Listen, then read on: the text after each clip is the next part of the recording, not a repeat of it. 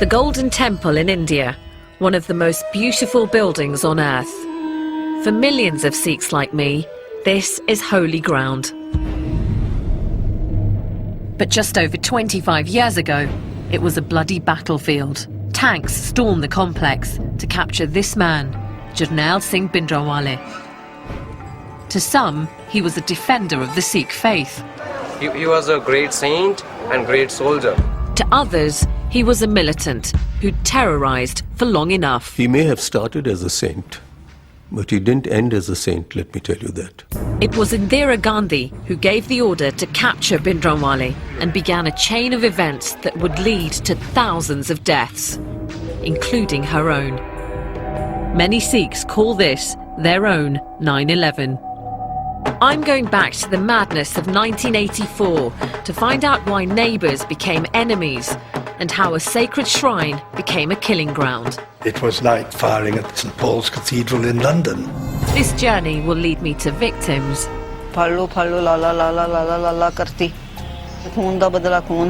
and heroes. I feel proud that I have saved one life. And will make me see my own faith in a new way.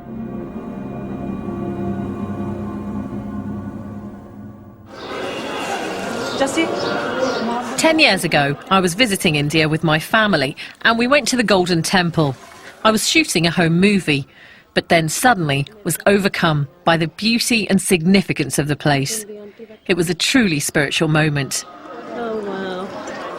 So overwhelming, I had to stop filming.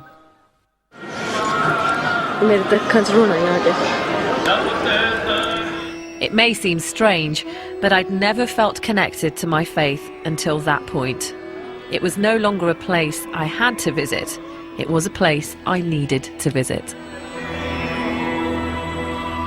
Violent clashes have broken out. I'm a presenter. I'm not a baptised Sikh, which means that I cut my hair and don't adhere to the religious dress code. But since that visit to the Golden Temple, I've wanted to learn more about the faith I was born into. Sonia Deol is in fact a stage name. I was born Jaswinder Kaur Sidhu, but going to a predominantly white school in Birmingham in the 80s, I remember feeling embarrassed by my traditional Punjabi-sounding name. I was more into pop music and fashion than the momentous news stories of the time, and quite a challenge for my mum and dad. What was I like as a little girl? Very cute, very sweet, but a little cheeky as well. Did you remember this one, this picture? This is going to the Gurdwara, I think. Yeah. I mean, Mum, you used to make me wear some really dodgy Indian suits. I can't believe you made me wear that. But we always think if you try to wear English clothes, you might be a English girl. If you put Indian clothes, suit, takes you to the temple, you might be changed to the... Into an Indian girl. Yes. I may not have become quite the traditional Indian girl my mum dreamed of, but as I've got older, I do now take my faith more seriously. And I regularly go to a Sikh temple or Gurdwara. So this is my local place of worship. It's the Soho Road Gurdwara in Birmingham, and it's always busy. Lots of families coming here every day to worship. And the first thing you do when you come into a Sikh temple is to remove your shoes. Sikhs are followers of 10 enlightened leaders called gurus. The first, Guru Nanak, taught that there is only one God and that men and women are equal. He stressed the importance of service to the wider community, so each Gurdwara has a free kitchen that anyone can enjoy. I've even seen Irish builders having their lunch break in here. The focus of any Gurdwara is the Holy Scriptures, or Guru Granth Sahib. We believe that this is not a book, but the definitive words of the Gurus. I know I'm biased, but my experience is that Sikhs work hard, often unnoticed, for whatever community they're part of. That's why these scenes from 1984 are so shocking. The whole of the front of it has been knocked out. There's rubble piled everywhere. You can only go into one. Because the Golden Temple is the symbol of Sikhism, millions around the world saw the army action quite simply as an assault on their faith. I don't understand why this attack took place and the tragic events that followed afterwards. For me, I think this journey is going to be an emotional one, at times a painful one, and I know it's going to teach me something about my own identity as a Sikh and how I'm going to cope with that. I don't know.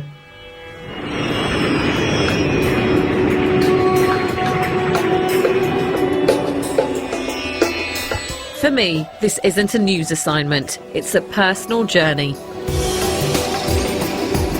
And it begins in the Punjab, in the northwest of India.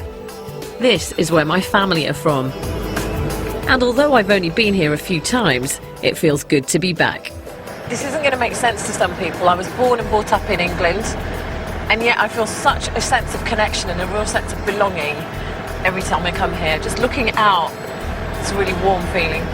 I feel very blessed to have two cultures that I take so much from.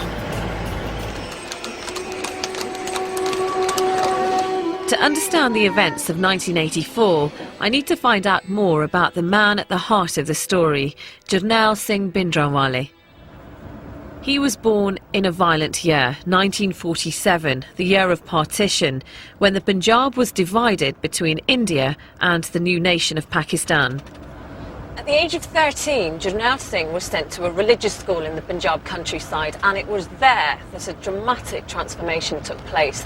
I'm off now to the school to find out why this young boy turned into such a fiery, inspirational leader.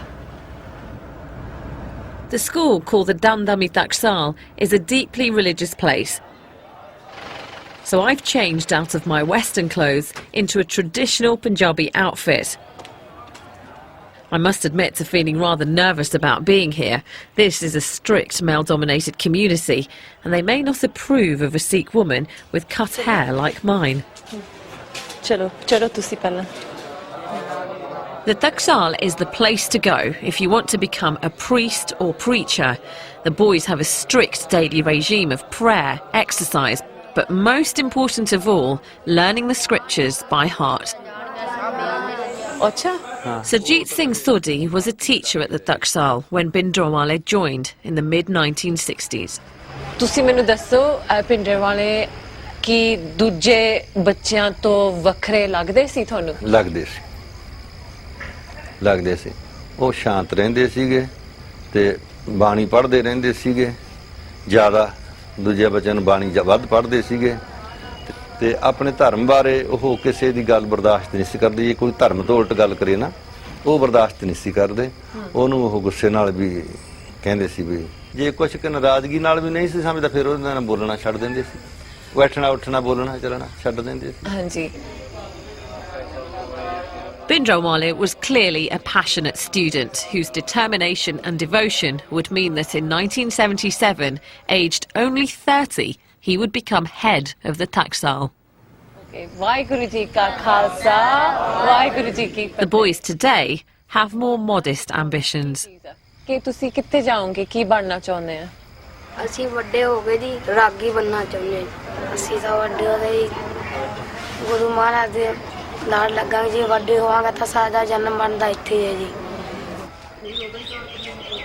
The Taksal has posed more questions than given answers. The Bhindranwale I heard about was someone who, if he disagreed with your religious views, would at worst just ignore you. We obviously know that there was more to him than that, and I have to find out what it was that changed him. The answer has to lie in the politics of the time. The leading Sikh party were the Akali Dal, who campaigned for greater autonomy for the Punjab. Lined up against them were the Congress party, dominated by Indira Gandhi and her son Sanjay. Congress had always advocated a secular, united India, and the Gandhis feared that the Akali call for greater autonomy in fact meant a separate Sikh religious state. In 1977, Indira Gandhi asked Sanjay to find a way to break the Akali Dal influence in the Punjab. Sanjay looked for someone who could set up a rival faction. Of the list of 20 names he was given, the new leader of the Of the list of 20 names he was given, the new leader of the Taxal clearly had the greatest potential. Bhindranwale had become well known for urging village Sikhs to abstain from drink and drugs and not cut their hair. His Back to Sikh Basics campaign touched a nerve, and he was baptising young men and women in their hundreds. My guide to the complicated world of Indian politics is Sir Mark Tully, who for 22 years was the BBC's chief correspondent in India. Throughout 1984, his reports were a lifeline for British Indians, anxious for news. Bhindranwale was chosen in part because of his extreme religious views and because it was thought that compared with the rather tired, elderly leaders of the Akali Dal, compromised in various ways, here was a young guy who was, in fact, a devout and practicing Sikh. And it must have been very tempting to him, because obviously what the Congress were telling him was, you come along with us and we'll make you the ruler of Punjab, in effect, really. So Congress needed someone to sing their tune? Who could, I think, be made to sing their tune might be a better way of putting it. Someone who could be groomed. And really it was more to take a stand against the Akalis than to sing the Congress tune. Do you think Bhindranwale was a natural politician? No, he wasn't really a natural politician. He was much more a natural, fanatical, religious leader than a natural politician.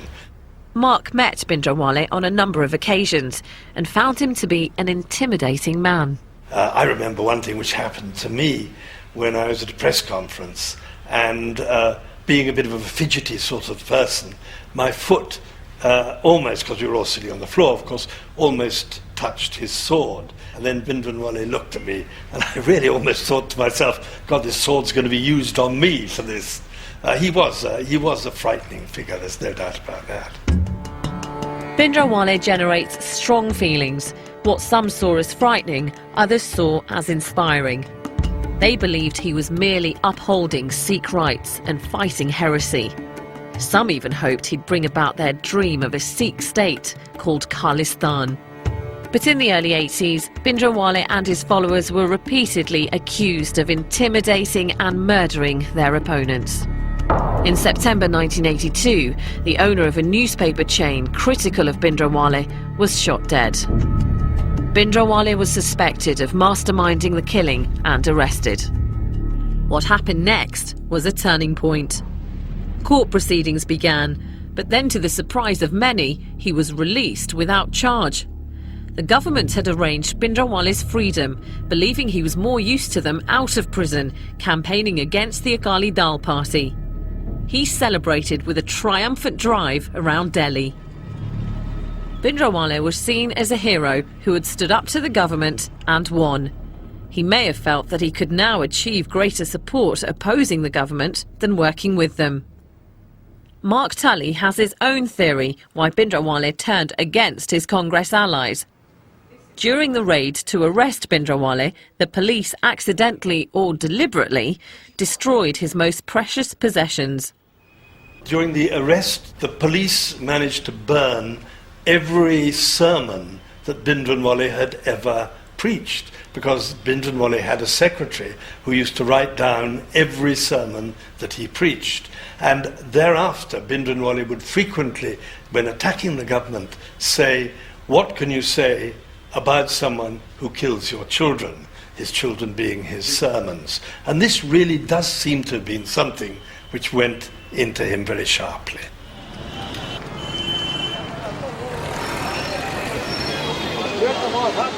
In June 1982, Bhindranwale and a group of his followers moved into part of the Golden Temple complex.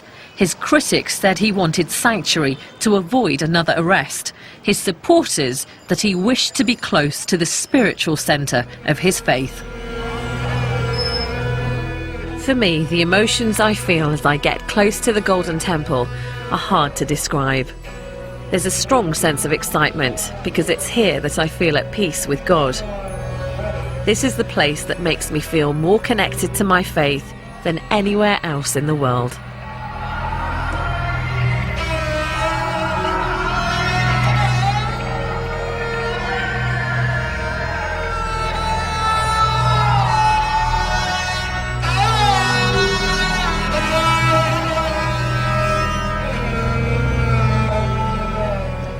is the Golden Temple, or Darbar Sahib as Sikhs know it. The reason that this place is so special is because there are the Holy Scriptures, the Guru Granth Sahib, and that's where pilgrims pay their respects in their thousands every day. The temple has a doorway on each side. That's to symbolise access to all, even other faiths. One of the first things I always do at the Golden Temple is to recite prayers from the Holy Scriptures.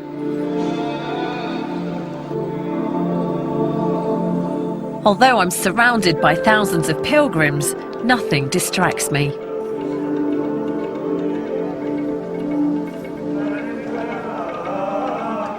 So how was this peace shattered? How did the 1984 attack happen? In the early 80s, the Punjab was caught in a spiral of violence, provoked mainly, it's alleged, by Bhindranwale's supporters stirring up communal hatred in their fight against the Hindu Raj. Sikhs and Hindus desecrated each other's temples. Buses were hijacked and the Hindu passengers separated from Sikhs and then shot.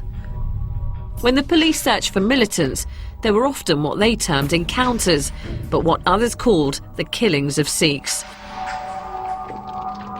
This merely strengthened Bhindranwale's cause. Meanwhile, his status grew. Pilgrims to Amritsar were leaving their offerings at Bhindranwale's feet rather than at the Golden Temple. Children were brought to him to be blessed. In November 1983, in a deeply symbolic move, he transferred his headquarters into the Akal Takht, the centre of Sikh political power. As far as the government was concerned, Bhindranwale was out of control. Rajiv Gandhi, now the rising star of the Congress Party after the death of his brother Sanjay, called for him to be expelled from the Golden Temple. Tell him to come and try, was Bhindranwale's reply.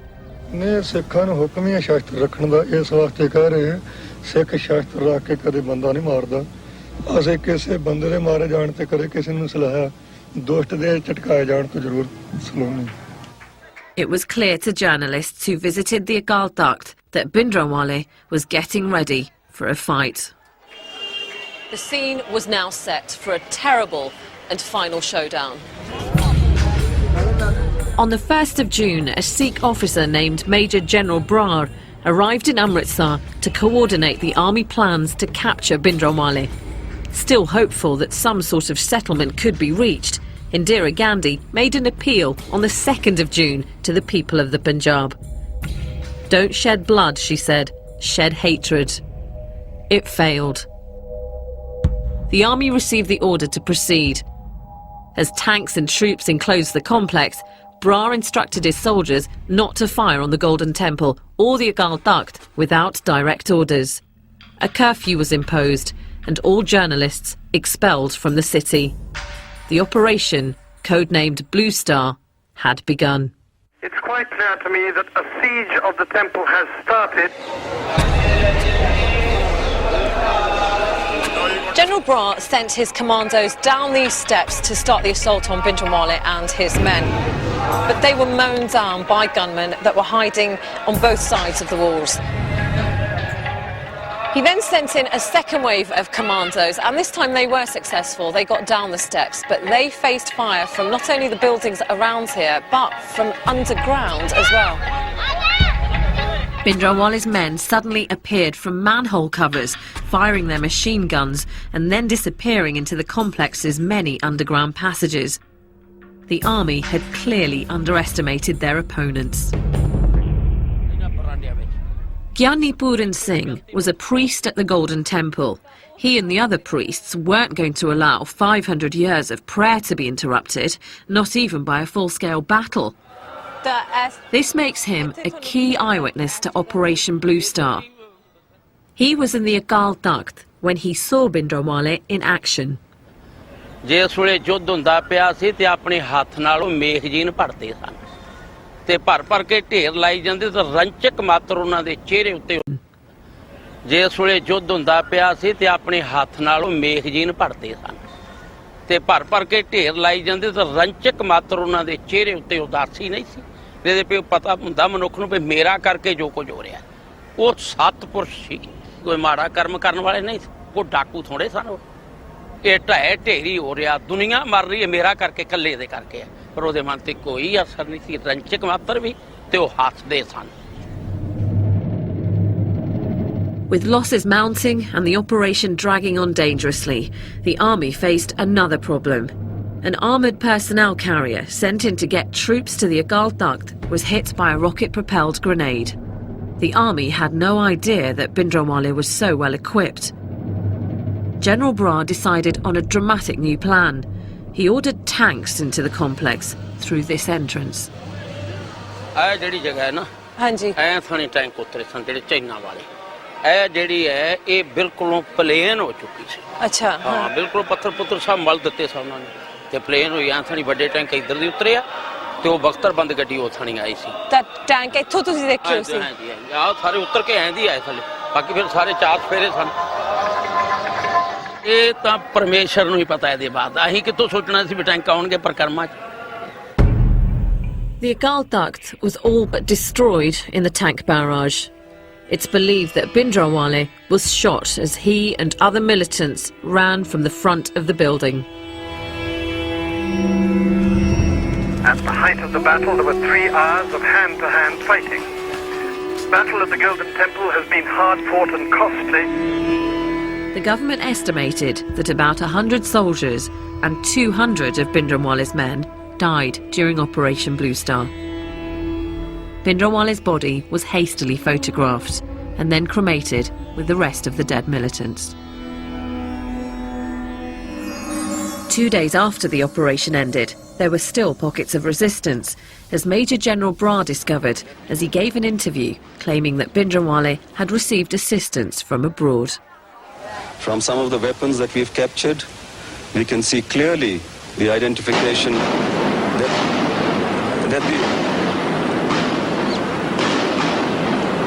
we can clearly establish that these weapons have been obtained from China or Pakistan. But there's another side to Operation Blue Star. It's the story of those caught in the crossfire. When the attack happened, these men, all from the same village, were in the temple complex along with their families and hundreds of other pilgrims to celebrate the anniversary of the martyrdom of the temple's founder. In the early hours of the 6th of June, these men claim the army stormed their hostel looking for Bhindranwale's men. Grenade hit ਸਾਡੇ ਕਮਰੇ ਗਏ ਸ਼ੀਸ਼ੇ ਵਿੱਚ ਦੀ ਸ਼ੀਸ਼ੇ ਵਿੱਚ grenade ਜਿਹੜੇ ਜੇ ਬੰਦੇ ਸਮਝ ਲੈ ਪਏ ਸੀ ਉਹ ਠੀਕ ਰਹੇ, ਜਿਹੜਾ ਬੰਦਾ ਬੈਠਾ ਸੀ ਬੱਚਾ ਸੀ ਪੌਣੇ 2 ਸਾਲ ਦਾ, ਦੁੱਧ ਚੁੰਗਦਾ, ਮਤਲਬ ਦੁੱਧ ਚੁੰਗਾਉਂਦੀ ਸੀ। ਜਦੋਂ ਦੁੱਧ ਚੁੰਗਦਾ ਤੇ ਉਹਦਾ ਗ੍ਰੇਨੇਡ ਨਾਲ ਸਾਰਾ ਪਾੜ ਗਿਆ, ਮੱਥਾ ਇੱਥੋਂ ਗਲ ਉੱਡ ਗਿਆ ਪਰੇ। ਤੁਹਾਡੇ ਸਾਹਮਣੇ? ਹਾਂਜੀ, ਸਾਹਮਣੇ ਵਿਚਾਲੇ ਬੈਠੇ ਸੀ ਸਾਡੇ। ਇੱਕ ਇਹਨਾਂ ਦੀ ਮੰਮੀ ਸੀ, ਇੱਕ ਮੇਰੇ ਘਰ ਵਾਲੀ ਸੀ, ਇੱਕ ਇਹਨਾਂ ਦੀ ਗੁੱਡੀ ਸੀ, ਤੇ ਇੱਕ ਬੰਦਾ ਅੰਮ੍ਰਿਤਸਰ ਜ਼ਿਲ੍ਹੇ ਦਾ, ਇਸੇ ਜ਼ਿਲ੍ਹੇ ਦਾ ਸੀ। ਉਹ ਚਾਰੇ ਉੱਥੇ ਮਤਲਬ ਮੌਕੇ ਤੇ ਹੀ ਮੌਤ ਹੋ ਗਈ। ਆਹ ਗੋਲੀ ਲੱਗੀ, ਆਹ ਗ੍ਰੇਨੇਡ ਦੇ ਟੁਕੜੇ ਵੱਜੇ ਨੇ ਇੱਧਰ ਦੇ, ਇਹ ਵੱਜਿਆ, ਆਹ ਇੱਥੋਂ ਦੇ ਟੁਕੜੇ, ਆ ਥੋੜੇ ਟੁਕੜੇ, ਆ ਇੱਥੋਂ ਦੇ, ਆ ਸਾਰੇ 24 ਰੌਣੇ ਵੱਜੇ ਜੀ ਬੱਚੇ ਦੇ। ਤੁਹਾਨੂੰ ਕੋਈ ਵੀ ਖਬਰ ਮਿਲੀ ਸੀ ਆਰਮੀ ਵੱਲੋਂ ਕਿ ਸੰਗਤ ਨਿਕਲ ਜਾਵੇ? ਨਹੀਂ, ਕੋਈ ਖਬਰ ਨਹੀਂ ਮਿਲੀ ਸਾਨੂੰ। ਖਬਰ ਤਾਂ ਜੇ ਮਤਲਬ ਮਿਲਦੀ ਉੱਥੇ ਮਰਨ ਨੂੰ ਕਿਹਦਾ ਜੀ ਕਰਦਾ ਵੀ ਅਸੀਂ ਇੱਥੇ ਮਰ ਜਾਈਏ। ਜਿਹੜੇ ਆਰਮੀ ਵਾਲੇ ਆ, ਜਨਰਲ ਬਰਾਰ, ਉਹ ਤਾਂ ਕਹਿੰਦੇ ਆ ਉਹਨਾਂ ਨੂੰ ਅਟੈਕ ਕਰਨਾ ਪਿਆ ਸੀ ਕਿਉਂਕਿ ਅੰਦਰ ਅਤਵਾਦੀ ਸੀ। ਅਸੀਂ ਤਾਂ ਕੀ ਸੋਚਦੇ ਸੀ, ਨਾ ਤਾਂ ਸਾਨੂੰ ਅਸੀਂ ਅਤਵਾਦੀ ਦੇਖਿਆ ਕੋਈ, ਨਾ ਅਸੀਂ ਭਿੰਡਰਾਲਾ ਦੇਖਿਆ, ਨਾ ਇਹਦੇ ਬਾਰੇ ਹੁਣ ਅਸੀਂ ਕੁਝ ਕੀ ਕਹਿ ਸਕਦੇ ਹਾਂ। ਅਸੀਂ ਤਾਂ ਆਪਣੀਆਂ ਜਾਨਾਂ ਦੀ ਸਿਰ ਬਣੀ ਦੀ ਵੀ ਆਪਦੀ ਜਾਨ ਬਚ। ਜਿਹੜੀ ਜਨਤਾ ਦਾ ਨੁਕਸਾਨ ਕਰਿਆ ਇਹ ਇਕੱਲੇ ਭਿੰਡਰਾਂ ਦੇ ਖਾਤਰ, ਫਿਰ ਇੰਨੀ ਪਬਲਿਕ ਦਾ ਤਾਂ ਕੋਈ ਫਾਇਦਾ ਹਾਸਲ ਨਹੀਂ ਸੀ। It's hard to get any accurate figures of how many pilgrims died. Maybe it's better not to know. This has been a hard day, talking to the eyewitnesses and picturing the battle in this sacred place. But now I need to hear an account of Operation Blue Star from a very different perspective. I'm waiting for the man who's at the heart of this story, Major General Brar. Because of the controversial decisions he took, he's needed police protection for over 25 years. We've had to keep the details of our meeting secret. I've done many interviews in my career, but none have felt quite so personal. First, I want to know how he copes with the constant threats to his life. It doesn't feel good, but what can you do about it? I got a call from my son who was in America some years ago, 2 years ago, to say that please go onto the net and open up a site. And there, as you open the website, they said, our number one enemy of the Sikhs today is General Kuldeep Singh Brar. There have been 6 assassination attempts on his life, which have not succeeded, but the 7th one will. So those of you who are in favor of joining in for this, click here. Are you scared? I'm not scared. There must be some fear. You're under constant protection. It's in your psychology, it's at the back of your mind, that's about it. The timing of Operation Blue Star outraged many Sikhs. It was launched during an important religious festival. The complex was full of pilgrims like those I met. Many were killed. Why did the army go in at such a sensitive time? The orders given were, please go in as soon as possible because things have gone to a very serious state. Bhindranwale is in total command of the situation, and the longer we allow this to happen, the more difficult it will be later on to curb it. It has nothing to do with any religious sentiments. And the question is that if pilgrims were inside, we lifted the curfew on the 3rd night to allow them to come out, those who wanted to come out. Many came out. But what about the eyewitnesses that said they didn't hear any of the announcements? That's not true. That's not true. I mean, there were loudspeakers blaring away all the time. But the fact is, it's very difficult to distinguish in the middle of the night who's a civilian and who's a militant. The firing is coming and the firing is being returned. And in crossfire, some civilians die and some militants die. It's not easy to differentiate. Why go in when you know there are pilgrims inside? How long do you wait? You wait the next day, we won't be able to go in. But where could Bhindranwale have gone if you had pretty much the whole place surrounded? No, it was not only a question of having the whole place surrounded. We would get surrounded in the next 24 hours. After all, how long can you keep this away from this news from travelling to the hinterland of Punjab? You'd have had thousands and millions of Sikhs with spears, guns, everything rushing to Amritsar, and that would be a very sad situation for a man in uniform. So you went in at that point for the safety of your own army? Not only the safety of our army, we had to accomplish the task. If we don't go in, forget the safety of the army, the task isn't going to get accomplished. But what about your responsibility to make moral decisions? This is the holiest, this is the centre of but I'm very sad. I'm very sad to tell you that it was no longer holy and sacrosanct. So if you're saying that morally we should have thought differently, what about those people who were inside? Was there any sanctity left inside the Golden Temple? Where's the morality of the people who were building bunkers in there and storing ammunition? I'm sorry, I have to disagree with you. What do you say to those people who see Bhindranwale as a saint, actually, and not a terrorist? He may have started as a saint, but he didn't end as a saint, let me tell you that. There was nothing saintliness about him at the time of Operation Blue Star. In the chaos of battle, the Golden Temple was hit and the sacred scriptures, the Guru Granth Sahib, was struck by a bullet. The Akal Takht all but destroyed. Did he accept any responsibility for the damage done? The responsibility is collective for whatever damage did take place. But the point is, the damage could have been much more severe. But the army held back their weapons at that stage. Wasn't Bhindranwale, and being such a religious man, concerned about the damage that could have been caused to the complex by sticking out and fighting and opening fire from all directions? 25 years on, do you now have any remorse or any regret about what happened? On the actions that I was asked to carry out, I was quite convinced that they were legitimate orders given and they had to be done. The remorse and sorrow is there for those human beings who lost their lives. One feels sorry for them. One doesn't only feel sorry for the innocent people who've lost their lives, but even those who are not innocent who lost their lives, those who were the militants there, because after all they have families also. And don't ever those who were the militants there, because after all they have families also. And don't ever think that those who were involved in this operation didn't feel remorse or pity or sadness or sorrow. They did for whatever happened. No one likes to kill. No one likes to destroy. No one likes to hurt.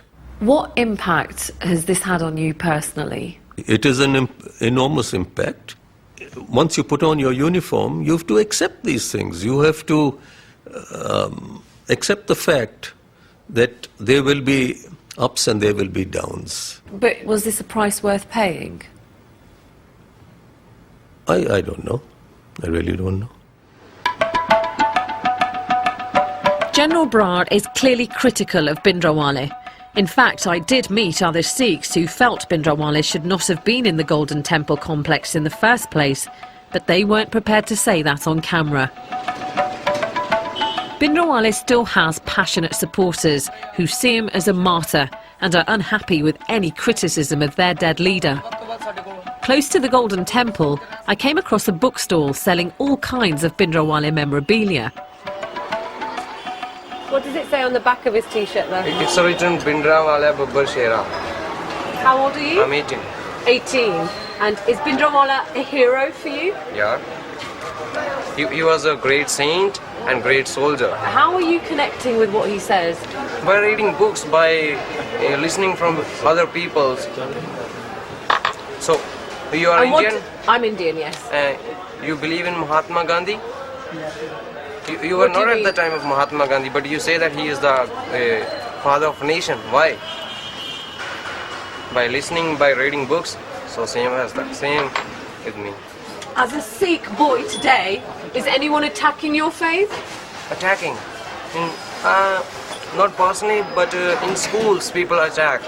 But you personally haven't seen anything yourself? Although Satnam feels a sense of injustice, he's clearly struggling to find any evidence to back it up. I'm encouraged that things have changed a great deal since 1984.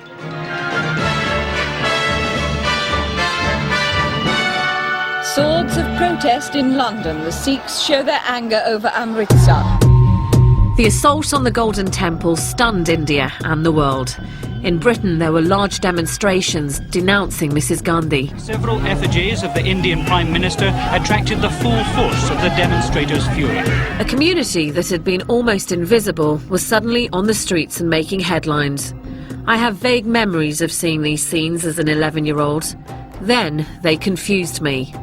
Now I understand them. In Amritsar, the military action may have ended, but the tragic story of 1984 was far from over.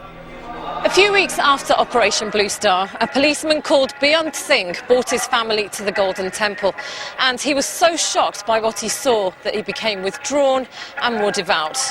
The significance of this is that Beyant Singh was Indira Gandhi's personal bodyguard. Beyant Singh had travelled with the Prime Minister around the world and was one of the most trusted members of her security team. But the events of June so outraged him that he began to plan Indira Gandhi's assassination. Although his superiors knew nothing of the plot, they were still nervous about having Sikhs so close to the Prime Minister, so they were moved from her protection team. Mrs. Gandhi strongly opposed the change, and so Sikh guards remained on duty. Do you now fear for your own personal safety? Well, I've lived with danger all my life, and I think I've had a pretty full life, and it makes no difference whether you die in bed or you die standing up.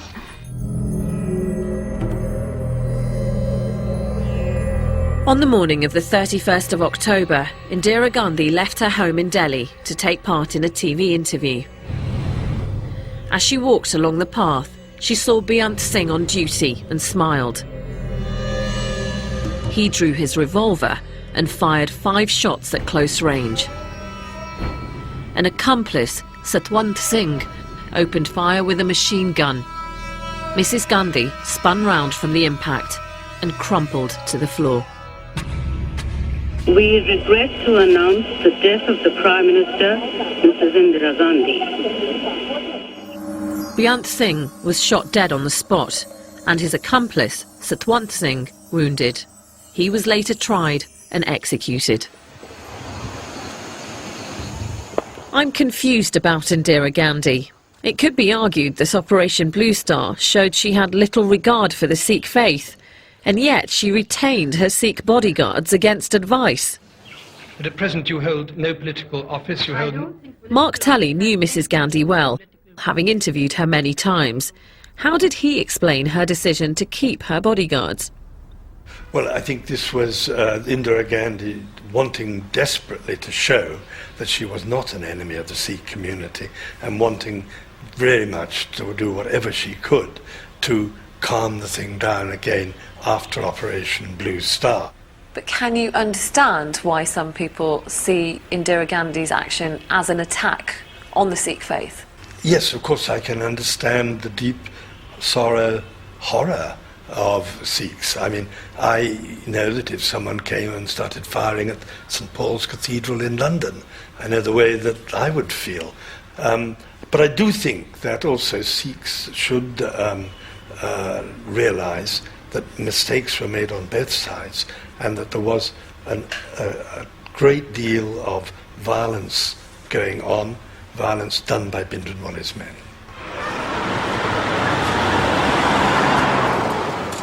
In 1948, when Mahatma Gandhi was assassinated, India was stunned. But the fact that the killer was one of their own meant there wasn't a violent reaction from Hindus. But in '84, when the news quickly emerged that Indira Gandhi's killers were Sikh, the world held its breath. How would Hindus now respond? As Mrs Gandhi lay dead in a Delhi hospital, a married couple called Gurmeet Singh and Mahinder Kaur set off by train from the Punjab with their baby daughter to start a new life in Mumbai. They carried with them all their possessions and ambitious hopes for the future. They had no idea that Mrs Gandhi had been assassinated and were heading straight for trouble. Train te jadon tusi chade si bahut khush hone बहुत खुश सीगे ਉੱਥੇ ਅੰਮ੍ਰਿਤਸਰ ਸਾਨੂੰ ਸਾਡੇ ਰਿਸ਼ਤੇਦਾਰ ਵੀ ਮਿਲ ਗਏ ਬੜੇ ਖੁਸ਼-ਖੁਸ਼ ਅਸੀਂ ਕਿ ਰੇਲਵੇ 'ਚ ਬੈਠੇ ਫਿਰ ਰਸਤੇ ਦੇ ਵਿੱਚ ਦੇਸ਼ ਪਲਟ ਗਿਆ ਆ ਫੋਟੋ ਆ ਮੇਰਾ ਹਸਬੈਂਡ ਟ੍ਰੇਨ ਤੋਂ ਚੜ੍ਹਨ ਤੇ ਇੱਕ ਦਿਨ ਪਹਿਲਾਂ 31 ਅਕਤੂਬਰ ਨੂੰ ਖਿੱਚੀ ਗਈ ਸੀ ਬਹੁਤ ਹੀ ਚੰਗੇ ਸੀ ਹਸਬੈਂਡ ਮੇਰੇ ਮੈਂ ਉਹਨਾਂ ਦੀ ਸਿਫਤ ਕਰ ਹੀ ਨਹੀਂ ਸਕਦੀ ਕਿ ਇੰਨਾ ਚੰਗੇ ਲੱਗਦੇ ਸੀ ਮੈਨੂੰ After 7 hours, the train stopped at a station outside Delhi. Suddenly, a mob surrounded them and surged into the carriage. Follow ਲਾ ਲਾ ਕਰਤੀ ਕੀ ਕਹਿੰਦੇ ਸੀ ਵੀ ਸਿੱਖਾਂ ਨੇ ਸਾਡੀ ਮਾਂ ਮਾਰਤੀ ਹੈ ਖੂਨ ਦਾ ਬਦਲਾ ਖੂਨ ਇਹਨਾਂ ਨੇ ਪਗੜੀ ਵੱਧੀ ਸੀਗੀ ਸਿੱਖ ਸੀਗੇ ਤੇ ਸੀਟ ਤੇ ਬਸ ਬੈਠਿਆਂ ਦੇ ਉਹਨਾਂ ਨੇ ਸਰੀਆ ਮਾਰਿਆ ਸਿਰ 'ਚ ਖੂਨ ਵਗਣ ਲੱਗ ਗਿਆ ਸਿਰ ਦੇ ਵਿੱਚੋਂ ਖੂਨ ਜਾਣ ਲੱਗ ਗਿਆ ਕਹਿੰਦਾ ਵੀ ਮੈਂ ਤੇ ਮਹਿੰਦਰ ਕੋਲ ਹੁਣ ਤੇਰੇ ਨਾਲ ਕੋਈ ਘਰ ਦੀ ਗੱਲ ਨਹੀਂ ਕੀਤੀ ਤੇ ਪਰ ਬਚਣਾ ਨਹੀਂ ਮੈਂ ਹੈਗਾ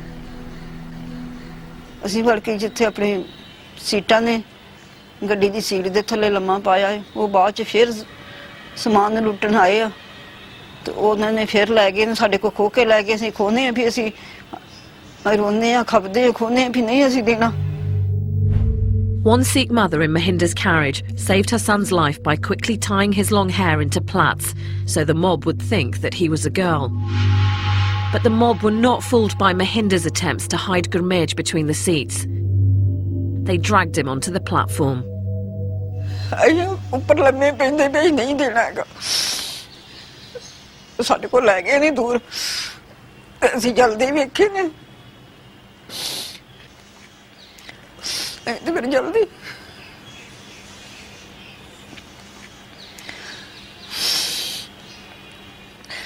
ਪਤਾ ਮੈਨੂੰ ਕਹਿਣ ਲੱਗੇ ਵੀ ਇਹ ਫੋਟੋ ਤਾਂ ਮੜਾਉਣੀ ਆ ਜੇ ਫੋਟੋ ਸੋਹਣੀ ਆਏਗੀ ਤੇ ਮੈਂ ਆ ਕੇ ਮੈਂ ਬਾਅਦ ਚ ਜੱਜਮੈਂਟ ਕਰੂੰਗਾ ਫੋਟੋ ਆਪਾਂ ਤੇ ਜੇ ਫੋਟੋ ਸੋਹਣੀ ਤੇ ਫਿਰ ਮੜਾਉਣੀ ਨਹੀਂ ਤੇ ਮੜਾਉਣੀ ਨਹੀਂ ਉਹਨਾਂ ਦਾ ਬਚਨ ਸੀ ਫਿਰ ਉਹਨਾਂ ਦੇਖੀ ਨਹੀਂ ਮੈਂ ਮੜਾਈ ਨਹੀਂ It's been a difficult time for Mahinder.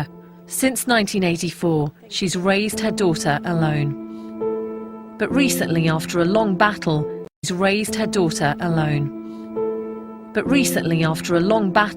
she received some compensation from the government for Gurmeet's death. and her daughter is now married. At last, joy has come into Mahinder's life.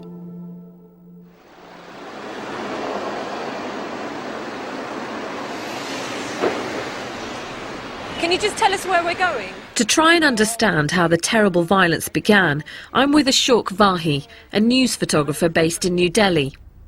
In 1984, he was at the hospital where Indira Gandhi was taken to get shots of the crowd outside. But then he came across a very different story. Firstly, it was not allowed to go inside the hospital. Then one of the hospital security has come. He knows me. And he said, hey, listen, you can have a very good picture that some of the Sikh boys, young boys, are inside the casualty. Emergency. I went inside, immediately I made my camera and took 1-2 shot too. What Ashok had discovered was a group of terrified young men, beaten and robbed of their turbans. News had got out that Mrs. Gandhi's killers were Sikhs, and a mob was out for revenge. Is that blood on his shirt? Yeah, that is blood. Now you can see their faces. See this boy. See their eyes. How they feel. If we go out, huge crowd is there, they will be again attacked by public.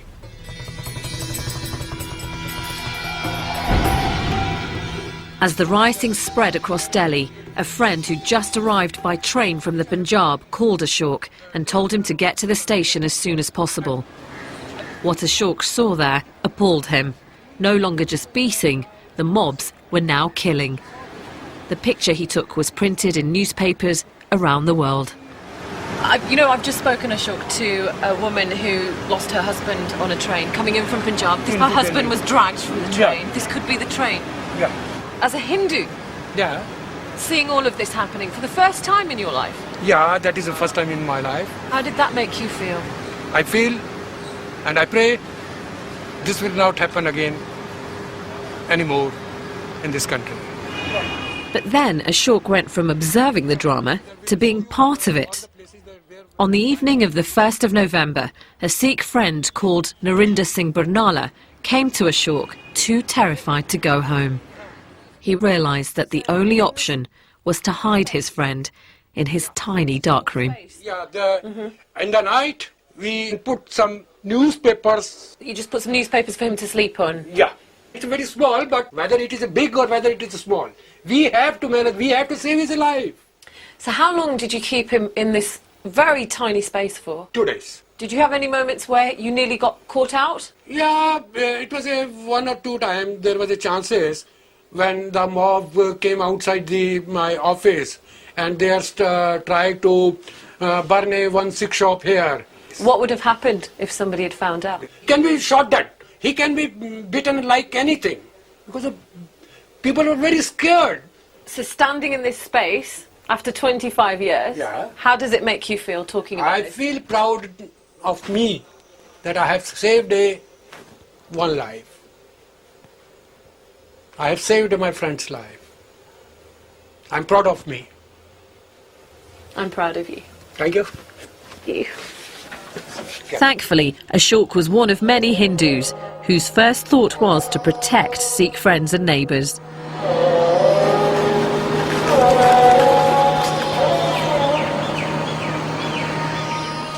The attacks didn't just happen in central Delhi, where Ashok was. The mobs wanted to kill in greater numbers, so they headed to the outskirts of Delhi, areas like Trilokpuri and Mongolpuri. That's where the Sikh communities lived. Almost every family has a story of murder, burning and beating. He was burned alive in the garage along with the car. At their local Gurdwara, I met 3 men who'd all lost loved ones. Inside is a painting depicting the horrors of the mob violence. The local Sikh community had described their ordeal to a painter, and slowly a macabre picture was created. ਇਹ ਦੇਖੋ ਜੀ ਅੱਗ ਲਾਈ ਹੋਈ ਏ ਇਹ ਕੋਈ ਮਤਲਬ ਗੋਲੀ ਨਾਲ ਮਾਰ ਰਿਹਾ ਹੈ ਇਸ ਤਰ੍ਹਾਂ ਮਤਲਬ ਇੱਕ ਜ਼ੁਲਮ ਹੋਇਆ ਹੈ ਮਤਲਬ ਕਿਸੇ ਨੂੰ ਗਲੇ 'ਚ ਟਾਇਰ ਪਾ ਕੇ ਤੇ ਮਾਰਿਆ ਗਿਆ ਹੈ ਕਿਸੇ ਤੇ ਪੈਟਰੋਲ ਛਿੜਕ ਕੇ ਮਾਰਿਆ ਗਿਆ ਹੈ The men's story is made worse by the fact that they allege that the riots were no disorganized rampage.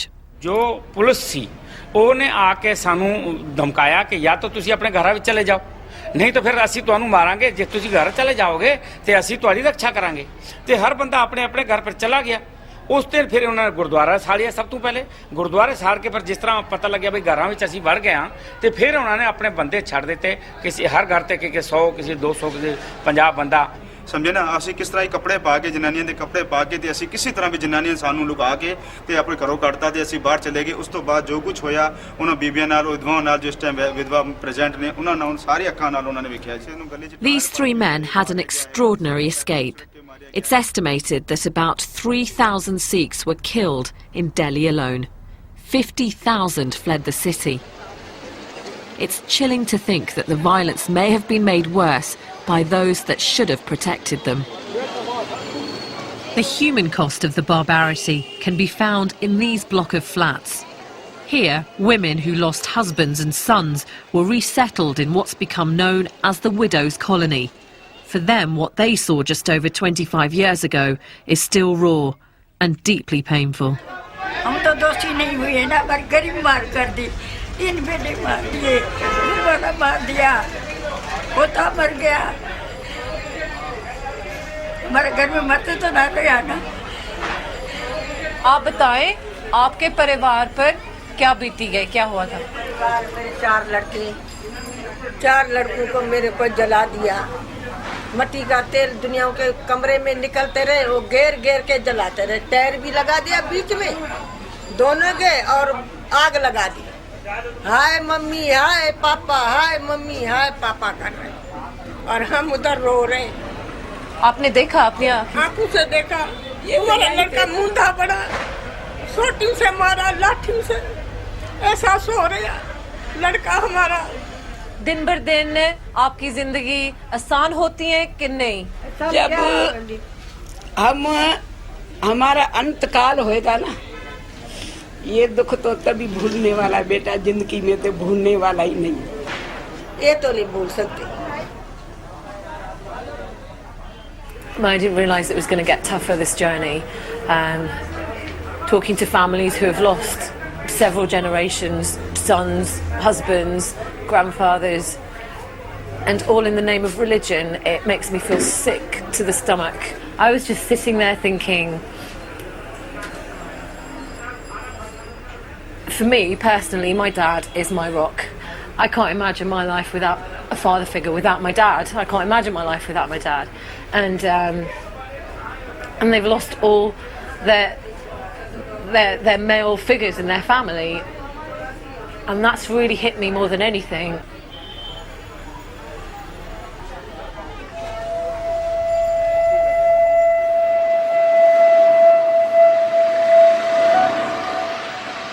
The tragic events of 1984 haven't been forgotten in Delhi. I've been told of a simple ceremony taking place that marks the year in a practical and moving way. Hello, Sat Shri Akal. Harvinder Fulkar is a lawyer who's devoted most of his career to campaigning for justice for those who've lost relatives in the riots. He's behind a scheme to plant 25,000 trees right across Delhi. This is in memory of those who were killed in 1984, and so that their memory goes into the history. They will be remembered for the 100 years when these trees survive and they grow up. Feels like a very positive thing that we're doing here. Harvinder then invited me to plant a tree. I knew in whose memory I wanted to dedicate it. Well, thanks for letting me do this, because I'm doing this for Mahinder Kaur, whose husband was killed on a train, and all the other victims that I've met along this journey, really, for their strength. Put a special mark on this so that I recognise this when I come back. Thank you for allowing me to do that. Oh, you're most welcome.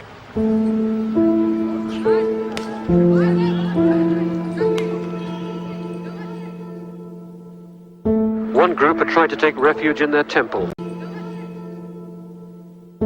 One group had tried to take refuge in their temple. It was set on fire, their bodies dumped in a ditch.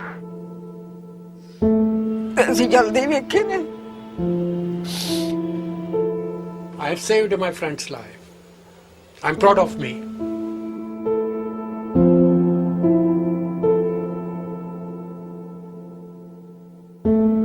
Although Harvinder's fight for justice and a proper inquiry into the Delhi violence continues, India today feels a more integrated nation. It even has a Sikh Congress Party Prime Minister. That evening, Sikhs and Hindus come together in a strong show of unity.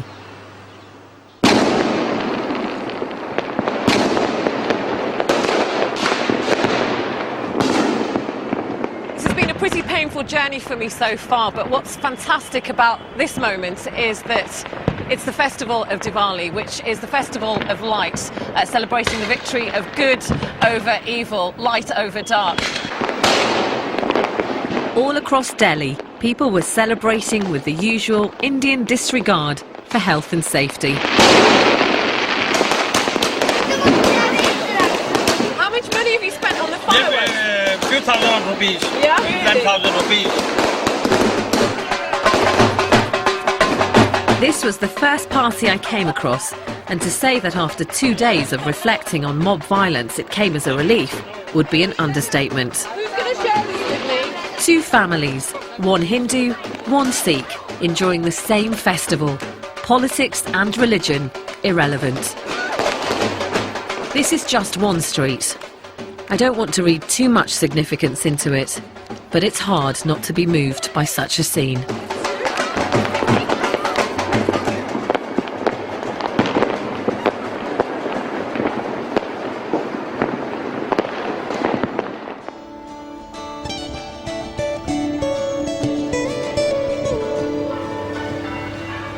I've returned home to Britain to explore the importance of 84 to Sikhs here and to make some decisions of my own.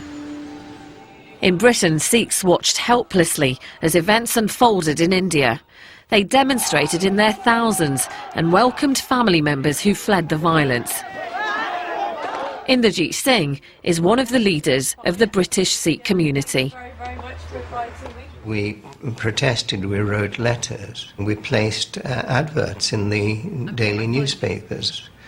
We did everything we could. It was reacting to the outrage that Sikhs wanted to demonstrate to the world. We are a minority. Please look at what's happening to our community. People came from all over the country, placards criticizing the Indian government and drawing attention to the wider world about what was happening. It was a very emotional affair. Over the course of time, what happened to that anger? Has it calmed down? Has it got stronger? Well, none of us can be angry for too long. We do calm down, but sometimes the hurt remains. And in India, in this country, the hurt remained. But Inderjeet believes that despite the hurt, British Sikhs have moved on and discovered a renewed interest in their faith. Well, the events of 1984 made Sikhs examine their own religion. What is it? Why are we under attack? What are our teachings? You look again more closely at your religion at times like that. And when in looking closer and looking at the world around you, you realize that Sikh values, Sikh teachings have something very positive to offer. Emphasis on human rights and equality of all people, tolerance, real tolerance, respect for other religions. These things are very important in giving a sense of direction to life. So, in a sense, that is something positive that came out of the trauma of 1984.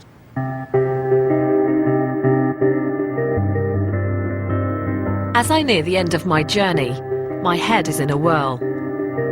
My questions are now more personal than political. Learning about 1984 has affected me deeply. But what should I do now? Should I be making changes to my life? I'm heading north to meet a young woman who I hope can give me some clarity. 1984 has played a huge part in Ravinder Kaur's life. I find her at the Gatka martial arts class in Doncaster that she runs with her husband. This is Gatka in full swing. They wanted to take the anger they felt at the events of 25 years ago and channel it into something positive. Gatka is, as much as it is martial, is very spiritual as well. We come from such a rich history, it's criminal to almost leave it behind. Bless us with the ability to be able to carry on this martial art. Bless us with the Leading this class is just part of a dramatic change in Ravinda that started when she read an account of the assault on the Golden Temple. I remember coming downstairs, looking at my dad and just falling and crying. And he said, you know, what's wrong? And I said, I cannot believe that something of this magnitude has happened with us. And here I am, completely lost. I don't have a clue as to who I am. So before you were baptised in 2005, was your hair short? What was it like? My hair wasn't short, but it was curly. I didn't have a turban. I didn't, I didn't dress the way that I do. Did you look more like me? Absolutely. And are you more content now? Prior to 2005, I'd walk with my hunched shoulders, down the street. And I was almost, to be honest, I was just another brown face in the crowd. To me, that's what I was. Now I walk with a presence, and that presence is only there, I can say, absolutely, most definitely, it's only there because of my turban. I admire Ravinda Kaur for the changes she's made, especially her decision to wear a turban. And I keep thinking of all the people I was told about who were attacked or killed because they wore a turban. I've realised for the first time quite how important it is for a Sikh to be identified as a Sikh. And that's made me question how I look and practice my faith. If I'm honest, I'm a Sikh who's bending the rules to suit herself. I'm avoiding the tougher decisions. And even though I feel guilty, becoming baptised would be a huge challenge. Never being able to cut my hair would be very difficult for me to follow, especially as a woman living in the West doing the job that I do. I don't know whether I will ever get to that point. Who knows? At the moment, I'm still travelling on that path. I'm not quite there yet. But I've experienced something I never thought would happen. For the first time, I actually feel connected to my full Sikh name. After going on this journey, that's the one significant change that I have really, really felt. I'm so proud of the name that I was given by birth, my proper full Sikh name, and the frustrating part of this is that I can't go back to being Jaswinder Kaur Sidhu. I have to be Sonia Diol, because that's how everybody knows me. But if I could, I would right now change it to Jaswinder Kaur Sidhu, which just makes me feel brilliant inside. As for the events of 1984, the attack on the Golden Temple should never have happened. It was ill thought out, and the repercussions were devastating. I used to think 84 was all about politics. Now I think it's about innocent people and the high price they've had to pay. I can never again visit India without feeling the grief and sadness of those I met. It'll always be a beautiful and sacred place, but the bloodstains on the marble have told me a different story, which will be impossible to forget.